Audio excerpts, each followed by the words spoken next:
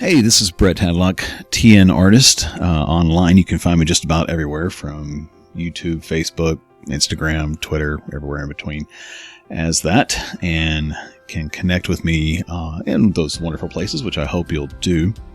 So this painting I wanted to go over with you and discuss some different things and take you really from the beginning all the way through this painting, and you can follow along. I'm going to have everything set up so that you can do so. And I want to discuss kind of what this painting is about and what we're doing and why we're doing it. The program that I'm using is called ArtRage. This is actually ArtRage 6. If you have an older version of ArtRage and you haven't upgraded, you can use those just about as well. If you do have this one, then fantastic. If you don't have it, then let me tell you a couple of things of reasons why you might want to get it. ArtRage works fantastic for transitioning from, say, a traditional background and wanting to do more digital work. That's kind of how I got started with ArtRage years ago, was because I'm trained as an artist. I have a Bachelor of Fine Arts degree and did a lot of painting and wanted to get into the world of digital painting, but I wanted to be able to do a lot of the same techniques that I use in traditional painting to be able to go over to that. ArtRage is one of the ones that I think has the smallest point of entry as far as, you know, a learning curve and that kind of stuff for the way things work. Because if you jump into some programs like Photoshop or something like that, it can be overwhelming as to what you need to do. So I want to walk you through doing this whole painting. We're going to use traditional painting techniques. We are going to use some brushes that I've made that I'm going to that I have made, and that you can get it on my Gumroad account if you want. I have a couple different sets there. I have one that's completely optional to pay for. You can do everything from $0 on up to whatever you want. If you do want to pay something for it, I have a premium set that is lifetime added to, so that, you know, it gets updates throughout your lifetime. And I add stuff to it and send it out. You can get that one. And you'll also be able to download this drawing right here that I've created and the composition. So literally you can pause this, get that, come back and paint along with me as we're going through this. So I'm going to walk you through some of this basics and just really kind of assume that you don't have much knowledge in doing digital artwork, okay? And some of the things that you need to think about when you're doing it. Now, I am using a Huion tablet to do my paintings with, so I have a pen that does pressure and it lets me change the amount of paint and pressure that I put on it, just like if I were painting with a brush. For the most part, ArtRage responds to that really, really well, and it works perfect for this. So I'm using that. I have the canvas I have set up here. Now I've got this reduced down a little bit in size because I'm recording, and I've noticed that when I record, it does, I guess it's just an extra strain on my graphics card, but even though I've got a really good one, but it does kind of cause issues here and there. If you were printing this, the canvas size that I have here is 16 inches by 20 inches, which I have found works fantastic for doing prints.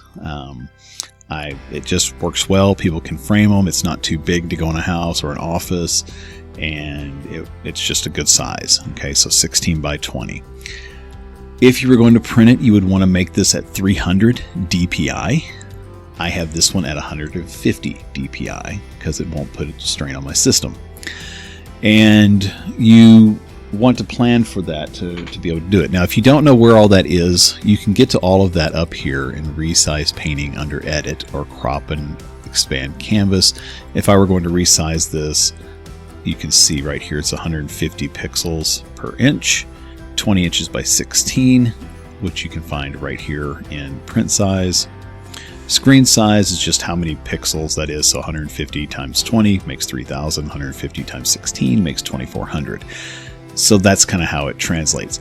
The difference, okay, and I've covered this before, but I'll do it again.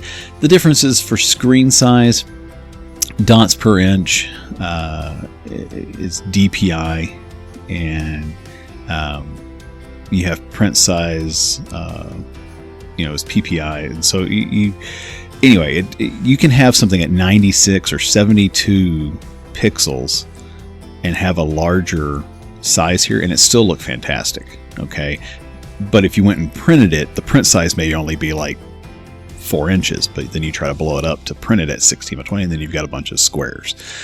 So they're not quite 1-to-1. In some ways they are, in some ways they're not. But anyway, it doesn't matter. If you're planning on printing this, you want to... Now, you could do this at this size here, for example, and then print this as an 8 by 10, and it would look just fine. Okay, because essentially that's compressing it down and making it almost like being 300 DPI. But anyway, not important. Just the main thing to know is that if you're going to print this, you probably want to be painting at 300 DPI pixels per inch instead of 150. Okay, so just something to know about. So, but this is a piece for showing you how to do stuff, so I'm not going to worry about it right now.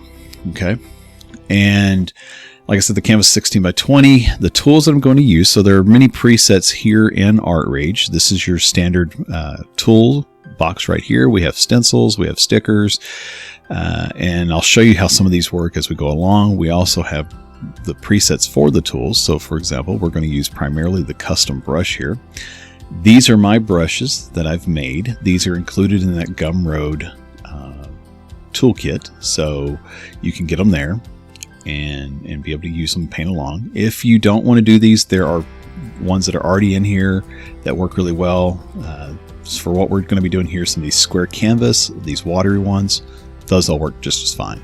Okay, but I have these custom ones that I've made, and these watercolor, these are all included in that.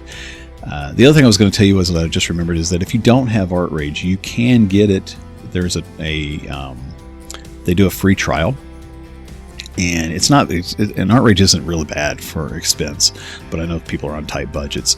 But if you want to try it, you can get a free trial that is basically a complete version of ArtRage. You just can't save it or print from it, but it lets you play around with all the toys and everything that's in here. So that's kind of some of the housekeeping stuff. The other thing I was going to say is that over here is where your color palette is, and you have different ways you can set it up. This is just how I have mine set up here, but we're actually going to use samples. So if you come in here to the samples, you can see I've got these right here, and what this is from right here from the samples box. You can I don't remember what the default one is, but anyway, if you go to replace samples, select from collection, you'll see different ones that ArtRage has set up in here. Okay, ranging from basic ones like the grays and the hues and pastel hues. Now hues are colors, and then values would be white to black. Okay, but you can find all these different ones that they've pre-done. And the ones that I have here that are set up right there that you see AA, BB, CC, blah, blah, blah. These are complementary colors and primary colors triplets. So I'm actually using this one. I'm using the primary colors triplets because that means all of these are going to harmonize and play together well. So you can just import them right here. You can import new ones. You can make your own. You can make groups. Not going to cover that right now. It's not important, but just know that you could import these in by just clicking add sample, go here, select this one, then click OK, and it will add it in. The other thing I did was I just went to the palette and selected black, and then I click add sample, it added here. I clicked white, clicked add sample, it added it here. Okay, so we're going to be working on this. Now, why are we working out of this? Because if you're going to be painting along, selecting colors digitally can be a little overwhelming because you have so many choices. And it's kind of the same if you're used to painting like acrylics or oils. A limited palette a lot of times can serve you better. And so that's what we're doing here. We're going to start with more of a limited palette, but really honestly from all of this right here, this is still a huge palette. We can make every color we need to paint this scene. Okay, and I also want to do this because I want to show you how to mix colors on the digital canvas, just like you would on a regular canvas. Okay, so we're going to go through that as well. So I have this layer on its own, and I have everything here that you can see from where I drew it. And I'm going to create another layer by clicking right here, and I'm going to actually put my line drawing. Let's just go ahead and rename that. I just double clicked on it, and we'll just name it line drawing. And then we'll have this other layer here, and we're going to start with the background and kind of work our way forward. Okay, the easiest way to think about layers is to think about them like that. You're going to be stacking them almost like you were doing sheets of paper one over top of each other that you could see through. If you work continuously on one layer, it's like you're working in wet paint. If you paint on this layer and then make another layer over top of it, then it's like this layer is dry and you're going on top, so they won't interact together. Okay, hopefully that makes sense. You can merge these together, like if, for example, if you get things that you like here but you want to kind of blend them a little better, you merge these together and then you can blend them as one wet into wet layer. Okay, so let's start with this layer right here. We're going to start with the clouds. Like I said, I am going to be using my brushes because I like them. That's why I made them. One of my favorites is this impressionistic cloud brush that I made here. So I'm going to use that one. Now the first thing I want to do is I want to get a little sky color in here. And so that's obviously going to end up being too bright. Actually, one of the first things I want to do is, I meant to tell you this as well.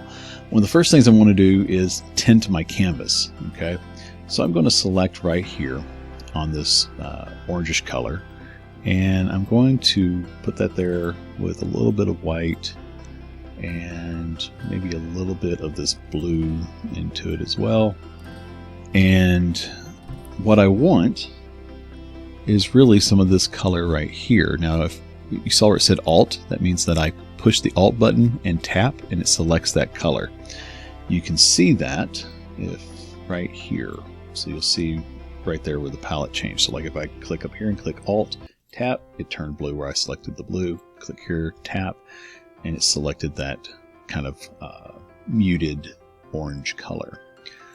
So I want to get that, and then I want to completely color in my canvas. So what I'm going to do is I'm going to take this roller brush right here, and I'm just going to paint over. Now, why am I doing this? I'm doing this because if you've done traditional painting, working off of a tinted canvas makes it easier to tell your lights and your darks. And I don't know if you can hear my cat meowing. He is desperate to come in here and get in my lap because he loves being in my lap when I paint. But it's kind of hard to record while he's in my lap because the little dude has a long tail and he always hits the mic. So anyway, so I have this here. Now the reason I do that and have a tinted canvas is because I can now look at what my lightest lights and my darkest darks are going to be and can see them better. Because if you see here, you know, I can see a good light and dark there, but if I take that off, it changes how that looks. So I don't know, is that light enough? Is it dark enough? Is it not? So I want to have this tinted canvas below and really have it set up so that I can see what's going on around it. And what I'm doing right now is I went back to my custom brush and I'm literally just tapping some white into it. This brush blends really well, and so I'm trying to get the blue that I want so that I can kind of get the idea of what I need. So I like that one. I'm going to take and put that blue in here, kind of some of this area. Notice I'm not really necessarily worried about my line drawing. This is just, the line drawing is just my roadmap. So I don't care about staying in the lines. Now, excuse me. One of the reasons for that is actually a practical reason.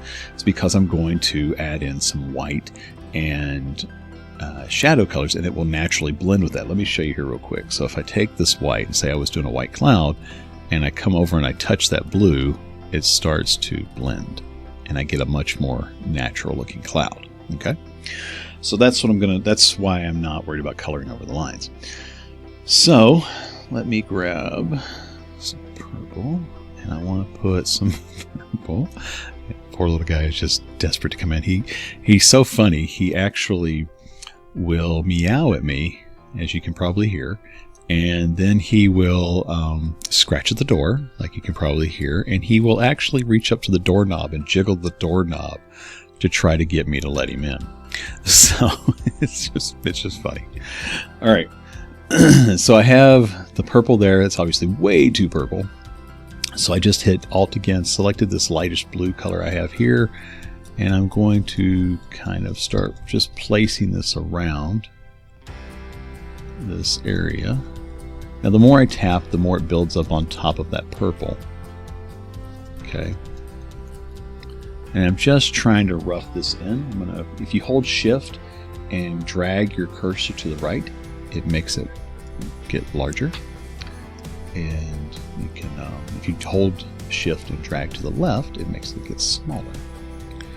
So all we're doing right now, this is just the underpainting. That's all I'm going to do right now, is just try and get in some ideas of where the underpainting is, what I like, and then from there I'm going to start working on stuff. Now, one of the things that's important, I don't know if you noticed or not, but I've got this at 40%. I don't want to zoom in. If you are used to painting on a canvas, you've probably heard that every now and then you should step back from your painting. And that's basically what we're doing right now, is we're painting this and being stepped back from the painting. Okay, so I don't tend to zoom in until later on, and that's an important thing, because that's one of the things with digital painting, is that you can easily and quickly get lost in the details by zooming in. So you can start really working on one piece and be just lost in it, and then zoom back out and realize, ah, crap, I've spent all this time on this one thing, but it's not working, so here's some of this for the clouds. So we've got that kind of in there. This is obviously, again, not the finished piece. We're going to go back and really highlight these and blend them and so forth. All I'm doing is just quickly scrubbing in some paint to give me the idea of what I want and where I want it. So I've got that. Tell you what, let's go ahead and label this one. We'll just label it clouds. Again, I just double clicked on it, and there we go. I'm going to add a new layer like so. And now I want to make some of these hills back through here. And see that, actually I'm going to pull this purple down a little bit first. Let me do that first. So Alt, select, and just kind of pull that in. Okay, I'm putting this here because I want to remember to go back and deaden some of this color. So now I'll go back to this one and get my green. Now let me show you this real quick. So remember how we were clicking on these and these were blending, right? So I'm on a new layer. Okay. I paint. It doesn't affect it. So it's like this layer, because below is almost like dry paint now. This layer is not going to interact with it unless I make it interact with it. Okay. By the way, let's say you did something like this. You're like, oh no, I don't like it. So Control Z, undo. That's fairly universal across the board with digital painting programs. It started in Photoshop, I believe, and now you can just, pretty much every program does it. Okay. All right, so we need to do these hills. Well, I need a green. That is too light of a green. I'm going to take this little bit of a darkish purplish blue and mix that in with it, like so. And maybe just a touch of purple, like so. Okay, that gives me a good color. All right, and I kind of like that, and I can use that for my background here to paint this with. And by taking some of this purple, the same purple I used, and putting it into it, taking some of the same blue I used and putting it into it, we have instant color harmony that works. Okay, it's another great thing about using a palette that is limited. My colors are going to work together now. Now, the reason I want this to be kind of a bluish, dull tone here, first of all, it's the underpainting. Okay.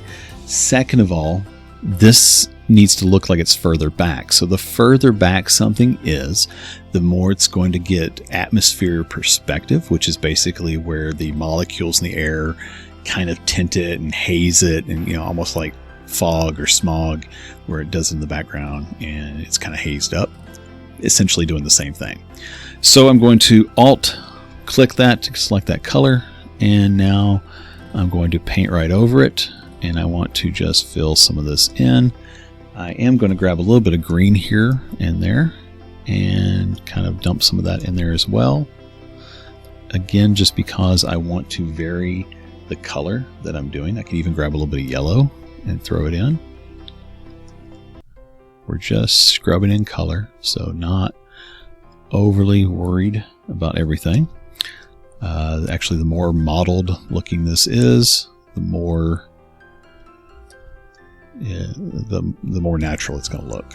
Okay. Again, going outside the lines, don't care. Okay, I'm going to add a little bit of black to that. And that's the color I want right there. So I just want that color. I don't want that big splotch of black, so I'm going to Control Z and lay some of that in. So my light source, it's going to be, well, it's kind of a diffused light source, but it's really going to be probably more about here, coming from this area down. So trying to lay some of that groundwork in for that. And soften these out. Now I am just, you'll see that this says Alt here and there. I get a much more organic look if I just kind of randomly pick up color and tap it in. So you'll see me doing that, and it'll just say Alt. So I'm not going to tell you every time I do it, because I would just, I'll forget. So I'm not going to bother with that. All right, so I've got this. Now we've got here to do for this grass. I'm going to have some other buffalo and bison back here, and then this is all going to kind of be plains, so that there's basically a river separating them right here. I know that I want this to be a little bit more of a yellowish color. I'm going to make another layer because I'm going to do these grass layers together. So I'm going to scrub that over that, and put just a little bit of this green into it. Actually, I may select from up here because I want this to be yellowish green, just like that. There we go. Again, underpainting, not overly concerned with anything. I am just kind of marking in where stuff is going to be. It helps to select the colors you want. So there we go, got that selected. This kind of yucky pea green, mustardy green kind of thing. All right. Works. This is the nice thing about digital, man. You can just slap some paint on and not worry about it. So I'm going to have grasses coming up through here. I'm not going to worry about that right now. But I will have it coming up through there. Okay. Alright, so that gives me that part. I want to have, like I said, this little river coming through it. So I'm going to go back down here to this layer. I'm going to select one. So I'm putting a layer between the grass layer and this layer. And I'm going to make this my river. So what you do is you come up to the clouds, select that. Just make some vertical strokes for now. Okay. A little bit of that blackish gray color. Like so. Okay, a little bit of the blue color. Let's come from the other side. You can even do a little bit of this green color. And a little bit of this green color.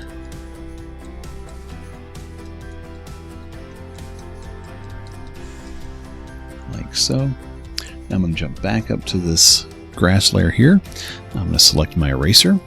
There are several presets for the eraser. You have hard edged, instant, kneaded, and so forth. I'm going to go with the kneaded eraser. And I'm just going to expand that a little bit. And erase this back. Now, the reason I'm doing that is because I wanted to give this soft edge here instead of like if I would have used the hard eraser. It would be too hard of an edge.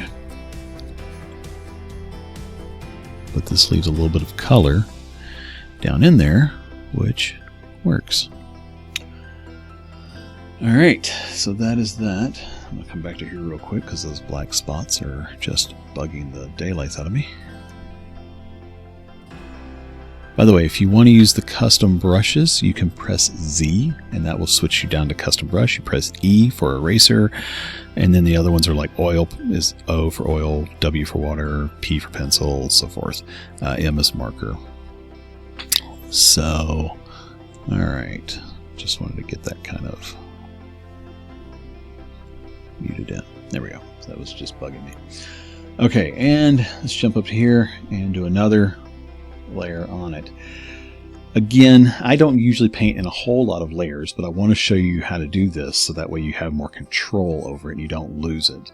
And it's kind of, by lose it, I mean it's kind of like when you paint with oils for the first time. You can make mud fast, so I'm trying to keep you from doing that. Alright, so let's take this really bright orange color and let's put a little bit of that there, a little bit of this bluish purple color, and maybe just a touch of this black. Okay, and I'm going to grab the background color and a little bit of white. Let's see. Okay, this B color, that's red.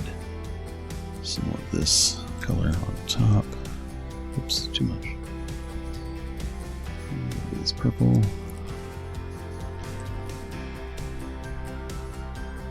a little bit white. And a little of this orange. So what am I doing? I'm actually getting the skin tone for this guy. So these guys tend to have this kind of like yellowish tan color for their so this part of their head, this part tends to be a really dark brown, almost black. Okay, this part tends to be a tannish color, and this part tends to be a brownish color. Okay, so what I'm doing is just kind of playing around with some of the colors to start getting the foundations for what I need. Again, we're still underpainting, so I'm not overly worried about it. So I'm just going to kind of scrub that in where he's gonna be. Okay, I'll just go ahead because I want the harmony to be here.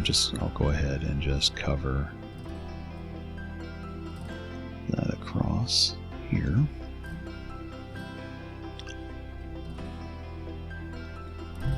And a little bit of black.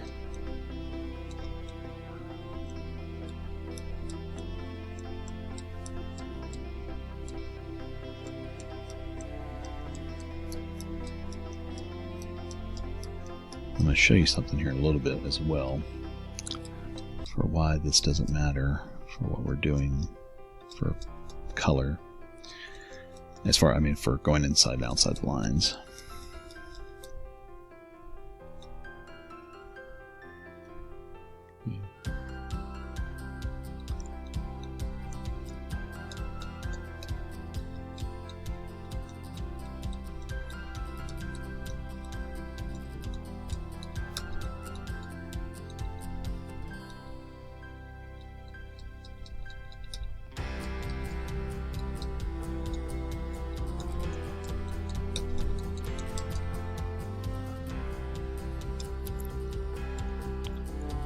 Hold shift, drag to the left.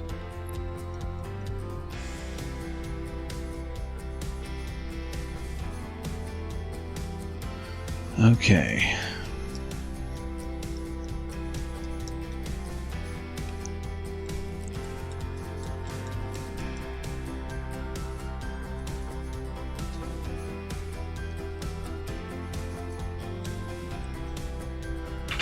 Alright, so we've kind of got this blocked in. Take a look at it without the layers. Wow, that looks awesome, doesn't it? Alright, but we've got the beginning of the underpainting laid in. This is going to get better, okay? You just got to trust me that the way these work is that you have to start messy and you start kind of scrubbing it in and bringing it together and pulling it together.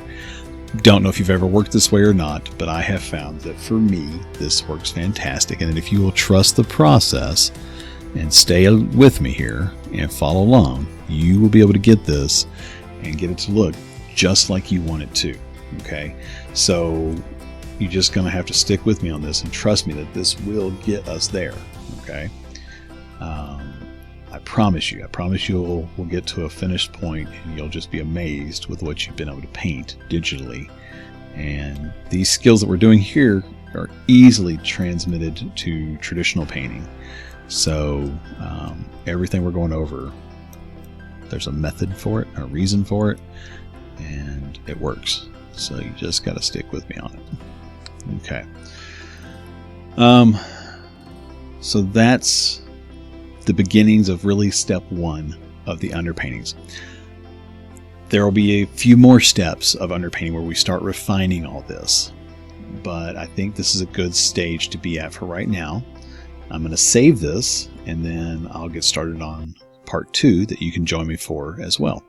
So I hope you're excited about this. I think it's going to be a fantastic painting. I'm really looking forward to finishing it up with you guys and working on it and taking you through this whole process and really showing you how to use ArtRage so that you can get a feel for it. So I appreciate your time. I'll be back with part 2 here in just a few moments.